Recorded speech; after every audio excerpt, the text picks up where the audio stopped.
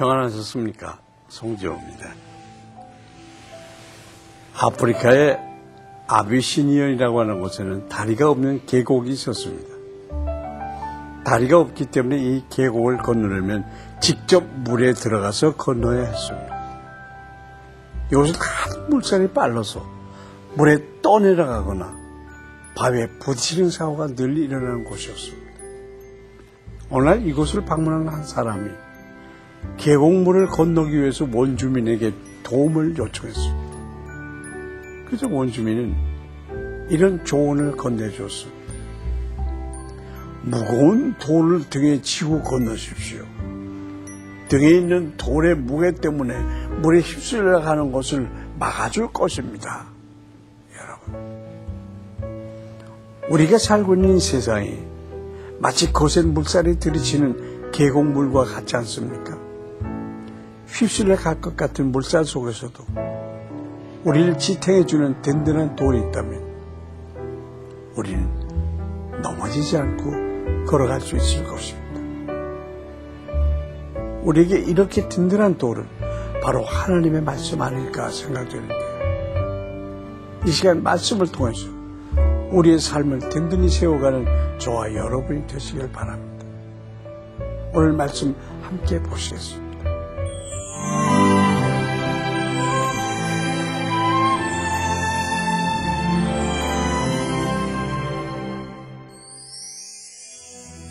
오늘 보실 말씀은 사도행전 9장 10절부터 22절까지입니다. 그때 다메섹에 아나니아라는 제자가 있더니 주께서 환상 중에 불러 이르시되 아나니아야 하시거늘 대답하되 주여 내가 여기 있나이다 하니 주께서 이르시되 일어나 직가라 하는 거리로 가서 유다의 집에서 5 사울이라 하는 사람을 찾으라. 그가 기도하는 중이니라. 그가 아나니아라 하는 사람이 들어와서 자기에게 안수하여 다시 보게 하는 것을 보았느니라 하시거늘 아나니아가 대답하되 주여 이 사람에 대하여 내가 여러 사람에게 듣사온즉 그가 예루살렘에서 주의 성도에게 적지 않은 해를 끼쳤다 하더니 여기서도 주의 이름을 부르는 모든 사람을 결박할 권한을 대제사장들에게서 받았나이다 하거늘 주께서 이르시되 가라. 이 사람은 내 이름을 이방인과 임금들과 이스라엘 자손들에게 전하기 위하여 택한 나의 그릇이라. 그가 내 이름을 위하여 얼마나 고난을 받아야 할 것을 내가 그에게 보이리라 하시니 아나니아가 떠나 그 집에 들어가서 그에게 안수하여 이르되 형제 사울아 주 곧 네가 오는 길에서 나타나셨던 예수께서 나를 보내어 너로 다시 보게 하시고 성령으로 충만하게 하신다 하니 즉시 사울의 눈에서 비늘 같은 것이 벗어져 다시 보게 된지라. 일어나 세례를 받고 음식을 먹으매 강건하여지니라. 즉시로 각 회당에서 예수가 하나님의 아들이심을 전파하니 듣는 사람이 다 놀라 말하되 이 사람이 예루살렘에서 이 이름을 부르는 사람을 멸하려던 자가 아니냐. 여기 온 것도 그들을 결박하여 대제사장들에게 끌어가고자 함이 아니냐 하더라. 사울은 힘을 더 얻어 예수를 그리스도라 증언하여 다메섹에 사는 유대인들을 당혹하게 하니라. 하나님은 사울을 치유하시기 위해서 아나니아라고 하는 제자를 부르고 계십니다. 바울은 훗날 아나니아에 대해서 경건하고 칭찬 듣는 사람이라고 소개합니다. 한편 초대교회 집사의 조건도 성령과 지혜가 충만하고 칭찬 듣는 사람이었고 바나바에 대한 소개에도 착한 사람이에요. 성령과 믿음이 충만하였다고 기록되어 있습니다. 여기서 우리는 초대교회 신앙 지도자들의 한 가지 공통점을 발견하게 됩니다. 그것은 신앙과 인격이 하나였다는 것입니다. 하나님은 환상 중에 아나니아에게 사울을 찾아가 보라고 말씀하셨습니다. 이미 사울에게도 아나니아가 찾아갈 것을 알리셨습니다. 하나님은 서로를 두려워하는 두 사람 사이에서 당신의 뜻을 성취하기 위해서 세밀하게 교통하고 계신 것입니다. 사실 깊은 신앙인인 아나니아에게도 사울이라고 하는 박해자로서의 모습밖에는 아무것도 보이질 않았습니다. 그러나 이미 하나님의 눈에는 그가 이방인을 위해서 당신의 택한 소중한 그릇으로 보이고 있었습니다. 우리는 현재밖에 모르지만 하나님은 미래까지도 아십니다. 우리는 내 생각보다 높은 하나님의 생각을 신뢰하고 그것을 받아들이고 있는지 돌아보십시다. 아나니아는 두려움에도 불구하고 하나님의 말씀에 순종해서 사울에게 나아갔습니다. 그는 하나님의 말씀을 자기의 감정이나 지식보다 앞세우는 사람이었습니다.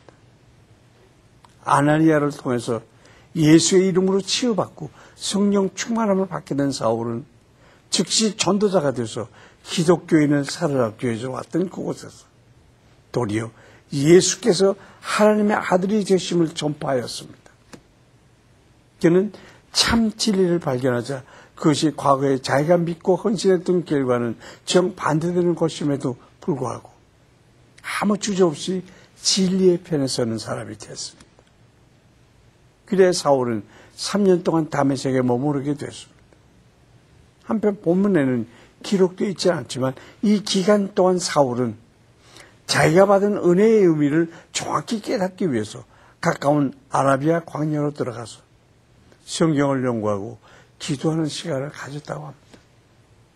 우리는 과연 우리의 감정이나 지식, 걸어온 걸음보다 하나님의 말씀을 더 크게 생각하고 순종하는 사람인지 돌아봐야 하겠습니다.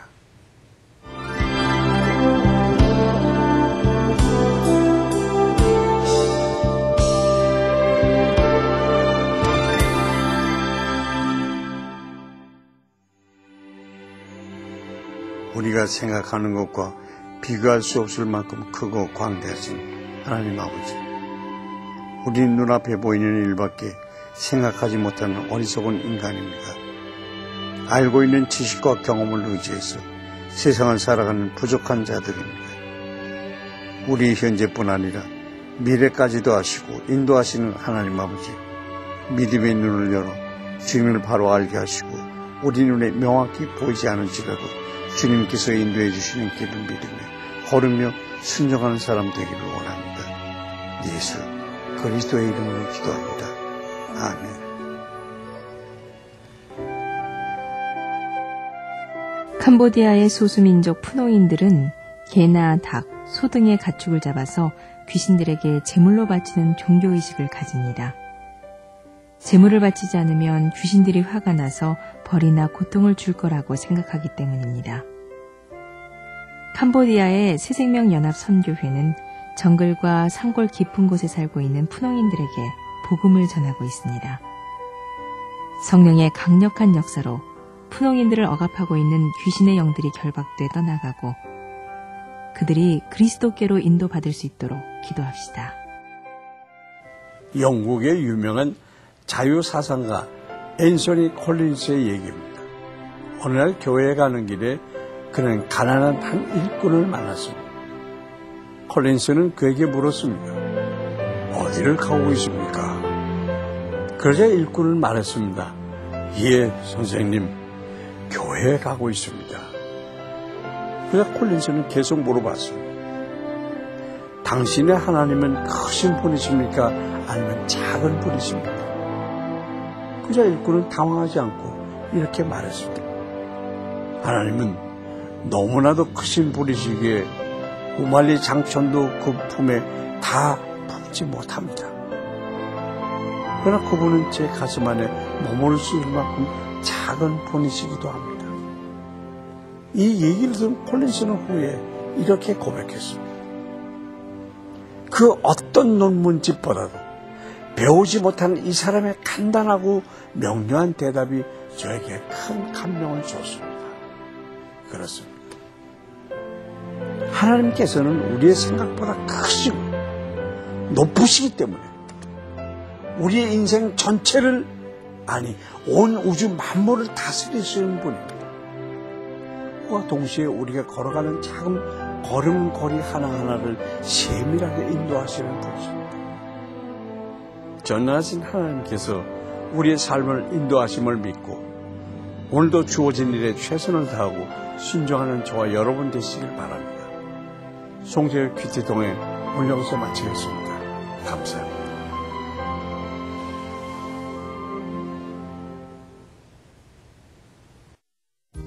이 프로그램에는 GTM에서 큐티 교재 GT를, 책으로 만나는 성지 순례 답사기 바이블 루트를, 리브가에서 마늘 참초를, 수아영에서 기초 화장품을 협찬해 주셨습니다.